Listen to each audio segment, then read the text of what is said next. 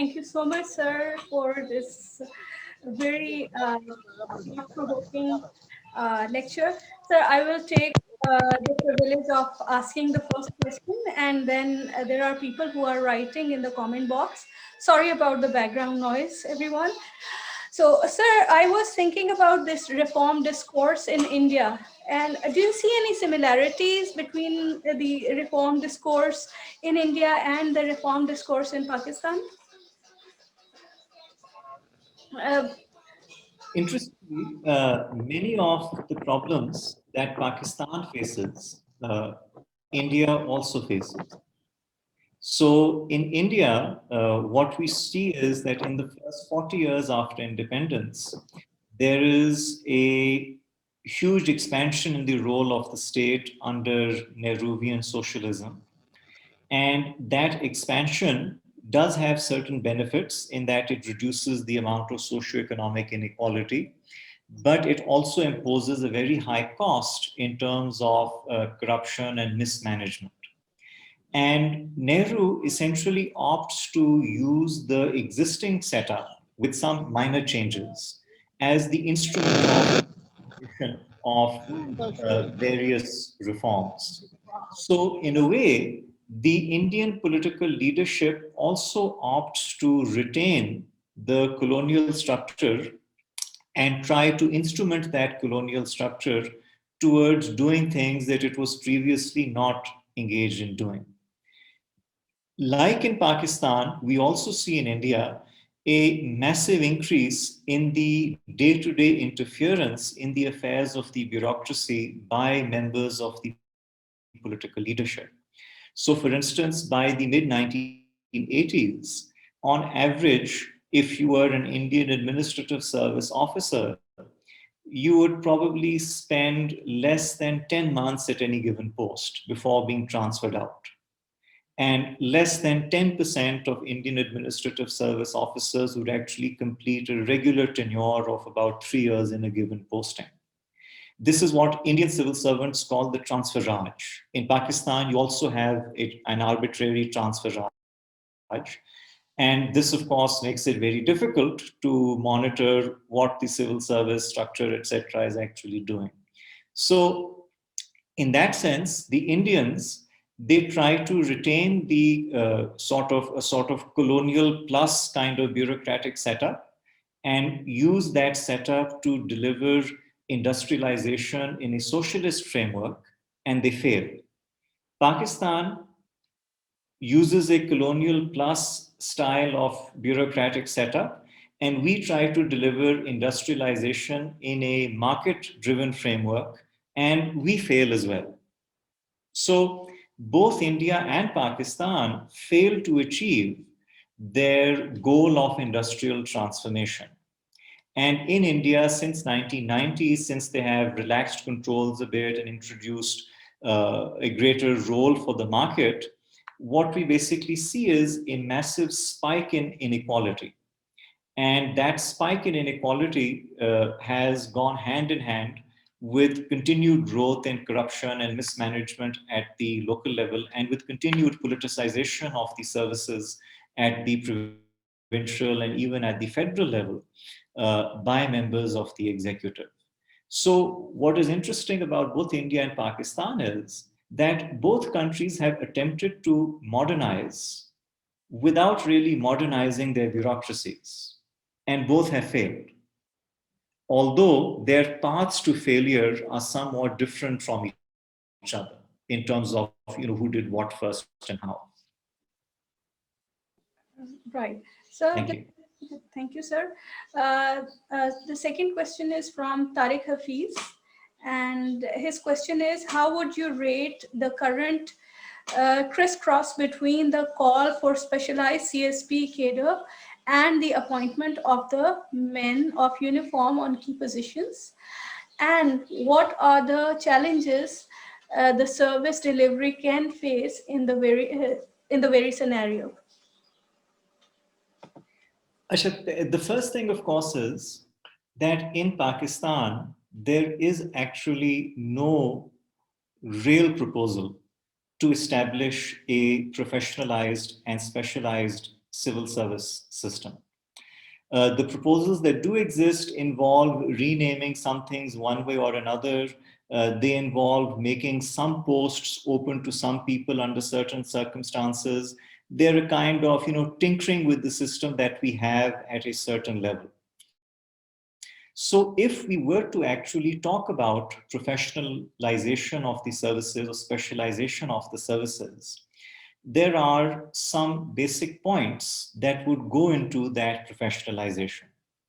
The first thing is that in a specialized civil service structure, your academic background determines the scope of your recruitment. The second is that your training is rigorous and it is specialized. The third is that there is regular retraining and certification for promotions. The fourth is that officials are posted largely within a single department or division during their careers. The fifth is that good quality public sector education system exists in order to produce competent graduates to fill technical and support positions in 1 through 16. Six, you have an existing subject-based services for the modernization of health, education, infrastructure, IT, social services, etc. You need specialized services for these functions. Then you need a stability or predictability in the personnel management. Then you need insulation from political pressure. And then you need regular internal evaluation and external accountability. Now, when you put all of this together, that's how you actually get a modern bureaucracy. So if you look at, let's say, the Japanese bureaucracy or the German bureaucracy, they are organized around these 10 principles or so. Of course, there are variations from one place to another, but this is how a specialized bureaucracy is built and operated. In our context, there is no such proposal, and our political leaders really don't have any respect for subject expertise. They will happily appoint anybody anywhere given whatever suits them at any particular point in time. And there isn't really very much that any of these rules or these reforms or procedures can do in the face of that kind of an unenlightened political conduct. So, this is a basic problem. So, in Pakistan, there is no real debate about specialization. Yes, Dr. Ishrat Hussain has sort of repackaged his proposals from 2006 and 7 and brought them back before the current government. He's been, our reforms are for the last 20 years. So maybe he'll still be doing reforms in 2040, who knows? But this is essentially our problem in this sense, that we are not actually talking about real specialization because that is perhaps too difficult, too intellectually taxing. It's a lot easier, just to change a few labels and a few procedures here and there and hope that this sort of continues on its own inertial momentum. Thank you. Thank you, sir. Our next question is from Sadiq Farooq, and he asks, do you think of political instability as an important cause of failure in implementing administrative reforms, as every new government tries to scrap all of the previous reforms and comes up with new strategies? Well, the interesting thing is that greater political competition should actually make reforms more likely to happen, not less likely. So when we look at India, one of the problems that India had was that for the first nearly 40, 50 years of independence, you had one party winning again and again and again and again. And that essentially meant that as long as the party felt confident that it could win, it had no real interest in bringing about reform of the bureaucratic setup. So instability can actually stimulate a movement towards reform, provided that the intellectual space around that reform agenda has not been captured or has not been undermined by foreign donors or internal vested interests, which is admittedly very, very difficult.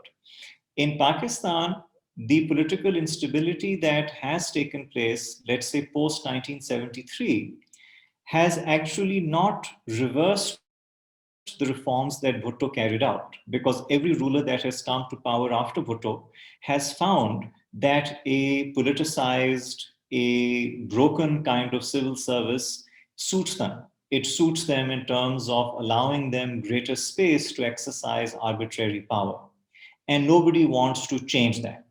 So nobody wants to have a situation in which, the IG can tell the chief minister that, sorry, sir, we can't do this because it's illegal. They want someone whom they can transfer, every day if that is what the chief minister wants. So that is something which has suited everybody who has come to power. So in a way, the Bhutto era reforms, though they were bad reforms that did terrible harm to the country's administration and to its economy, they have suited the short-term interests of our political leaders as well as our military leaders when they happen to be in political power. So those reforms are carried out and they are here to stay, and no one has really been able to reverse them in any meaningful sense of the term. But stability or instability by themselves do not either make or break reform efforts. So in China, what we see is that the political stability of the Communist Party after Mao leads to tremendous reforms in the state machinery. But what we see in neighboring India is that political stability does not lead to comparable reforms in the structure and in the ethos of the public services. Thank you. Thank you, sir. Masood Ahmed has two questions. Sir, should I ask one by one or should I ask both the questions together? एक ही पूछ ले, one by one. Okay. That's easier for me. Okay, sir. Comparing British ICS with that of today's Pakistan's civil CSS, do you think our country is focusing more on pro-state mind instead of appointing true intelligentsia, which has led to failure of our CSS structure?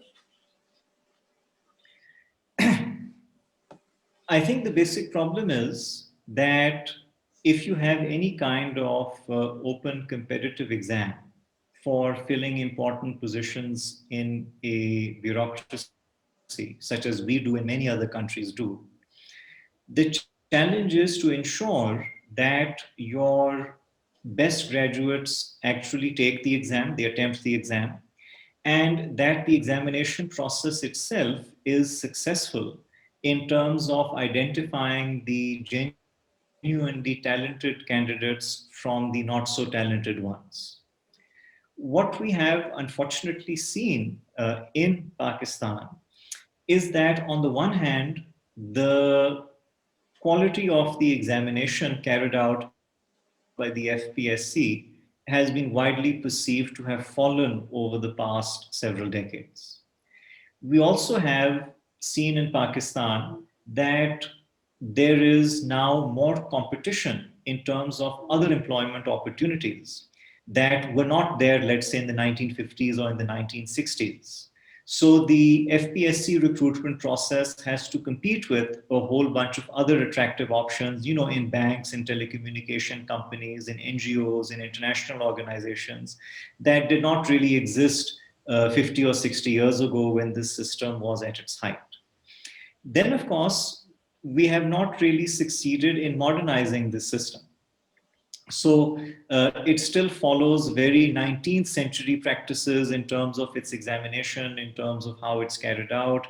It's a very time consuming process. So it takes, I think, a good year to 18 months for one candidate to complete one cycle of recruitment.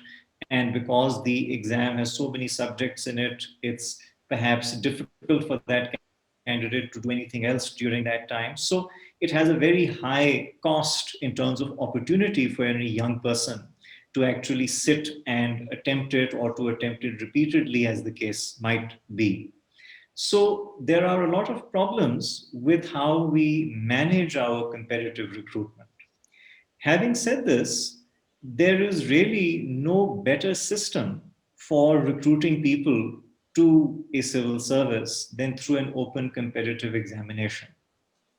And one of the problems that we often have is that people criticize, let's say, the way in which, the poor way in which we have managed our competitive recruitment process to make an argument against having a competitive recruitment process and instead picking people up directly from the intelligentsia or whatever and putting them in important positions. This, of course, in our context, would lead to massive patronage and massive politicization, even more than what you have now. So the FPSC, with all of its many failings, is a kind of a remnant of a state morality in which merit is still regarded as something important, as something inherently valuable. However flawed its definition of merit has become over the years, and however flawed its execution of its recruitment process has also become in terms of it being increasingly outdated as far as the needs of the current economy and society, etc., is concerned. All right. Thank you, sir. The second question is, keeping in view Weber's concept of bureaucracy, how far our CSS adheres to his concept? Well, at one level, it does adhere to his concept in the sense that it embodies an ideal of merit based recruitment. So the CSS itself is something which probably Weber would be quite happy with as far as the principle of competition and merit is concerned. Of course, there is a difference between the principle of recruitment and what happens after recruitment. So, even if you are recruited on merit, if your subsequent training is going to be inadequate and your subsequent posting is going to be on the basis of connections or favoritism or other such things, and then your subsequent career is going to depend upon the continued patronage of powerful actors, then clearly you have deviated very far from Weber's ideal.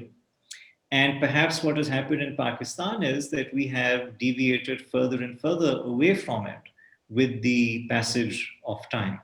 So today, only in the sense of recruitment, I think we can say that our central superior services embody any kind of Weberian ideal.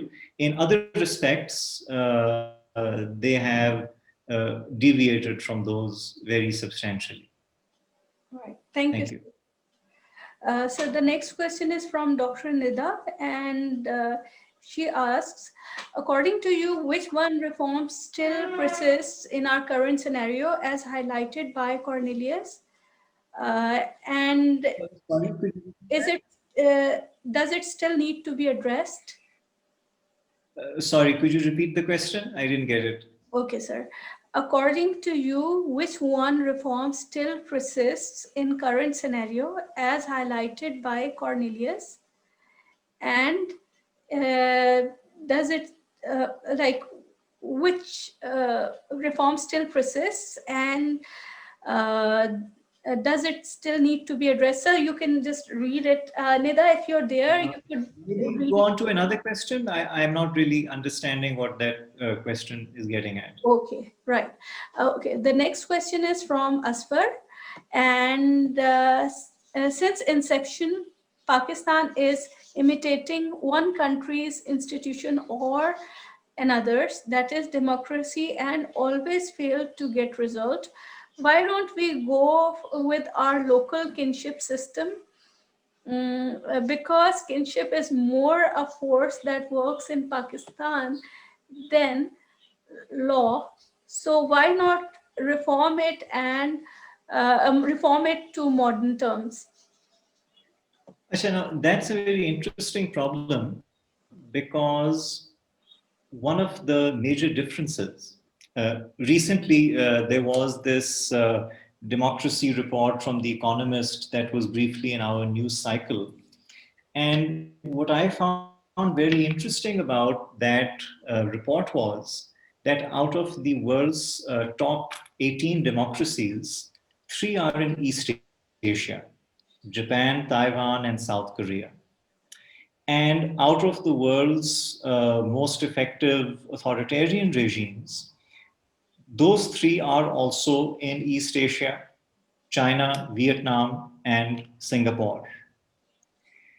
Our problem basically is, and this is a very serious problem which Indians and Pakistanis and Bangladeshis share in common, is that unfortunately we do not have an indigenous tradition of high quality statecraft and state building. In our part of the world, the most successful states were imperial states imposed by outsiders from time to time. And when those states would collapse, the region would fragment, it would fall into extended periods of chaos and calamity until somebody else from the outside came along and established some kind of empire of their own. The East Asians have a very high quality indigenous tradition of meritocracy going back nearly 2200 years to the birth of the Chinese Empire. So, in East Asia, whether the state is authoritarian or whether the state is democratic, the rulers and people of that state have a high quality indigenous tradition of statecraft to draw upon. Unfortunately, we don't. What we have is precisely that kinship thing that you have mentioned. But unfortunately, when you combine kinship with caste and tribal affiliations and sectarian affiliations, you basically end up with a situation where no large scale public interested operation can take place because of the nature of these affiliations. So, this is in a way our problem, that our socio-cultural setup, our indigenous fallback position, let's put it this way, is unfortunately not conducive to the development of a modern successful state. So when we look at Pakistan and when we look at India, what we see is that over the last 40, 50, 60 years, kinship and casteism and tribalism have returned and captured more and more space in the behavior of the state mechanism. And the result is that the state has become more corrupt, more abusive, less responsive, and less efficient at delivering the desired policy outcomes. So, this is a very, very serious problem that we face. And this is a problem for which, arguably, there is no ultimate solution as well, other than trying to consciously modernize by adapting an external template to our situation as best as we can. So, that I think is what we seriously need to think about.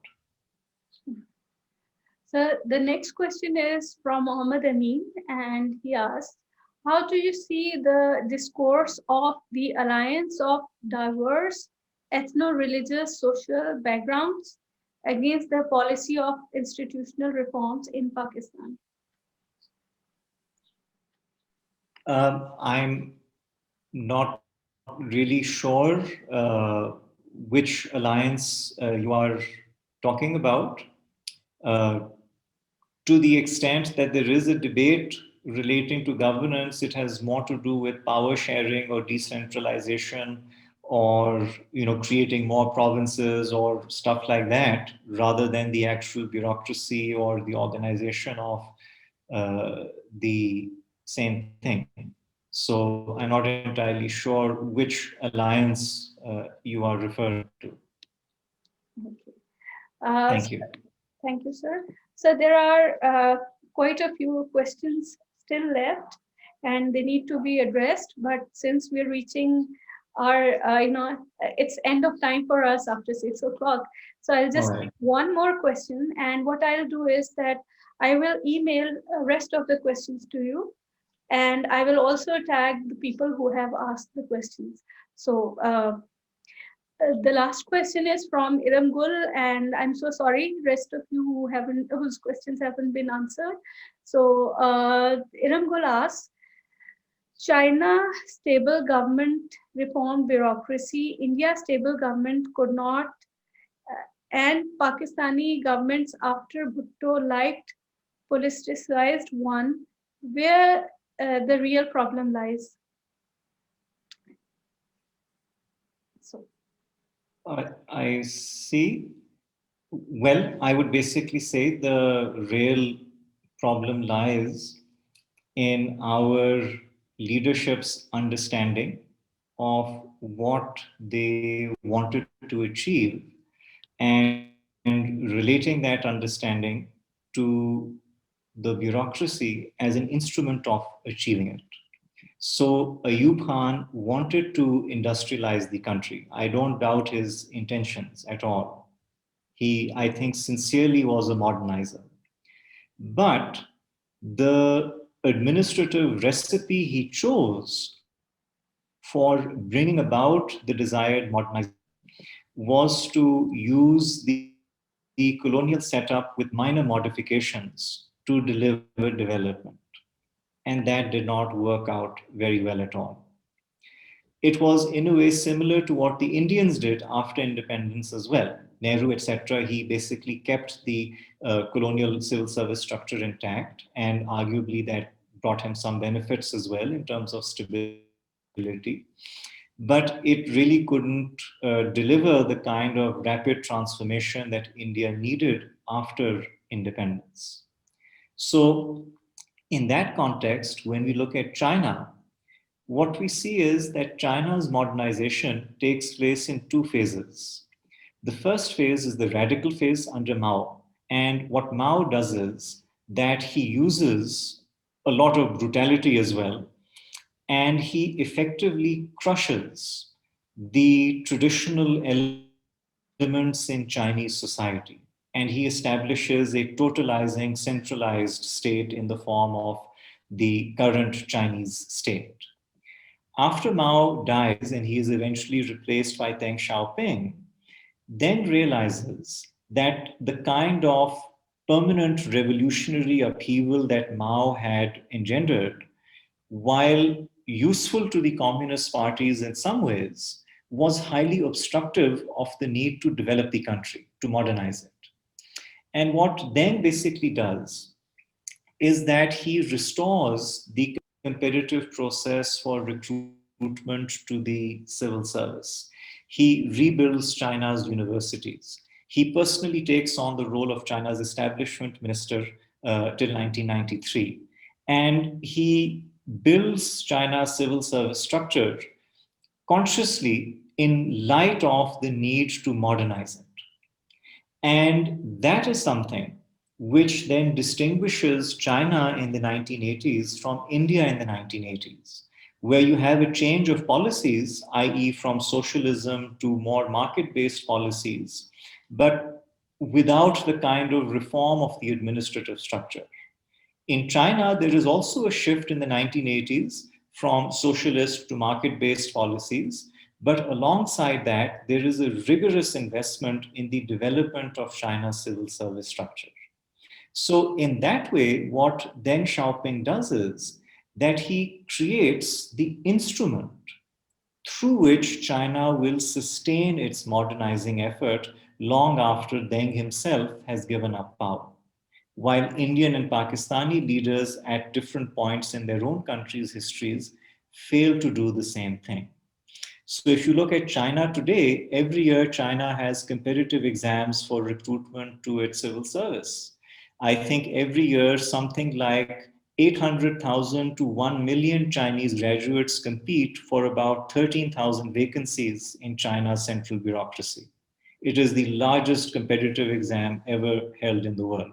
So that's what the Chinese do. But of course, the reason why Deng is perhaps able to do it is that he can draw upon a 2,000-year-old tradition of meritocracy and respect for scholarship and learning in China that goes back to the founding of the Chinese Empire in 200 BC or thereabouts. So there is again an important technical dimension, but there is also a cultural and historical dimension. We can imitate the technical dimension. We can't really imitate the cultural and historical dimension. But in trying to imitate the technical dimension, maybe we can also learn lessons from the experiences of more successful states. Thank you. Thank you. Thank you so much, Dr. Ilhan. And that brings us to the end of our seminar today. I'm so happy that all of you joined, and thank you so much, sir, for giving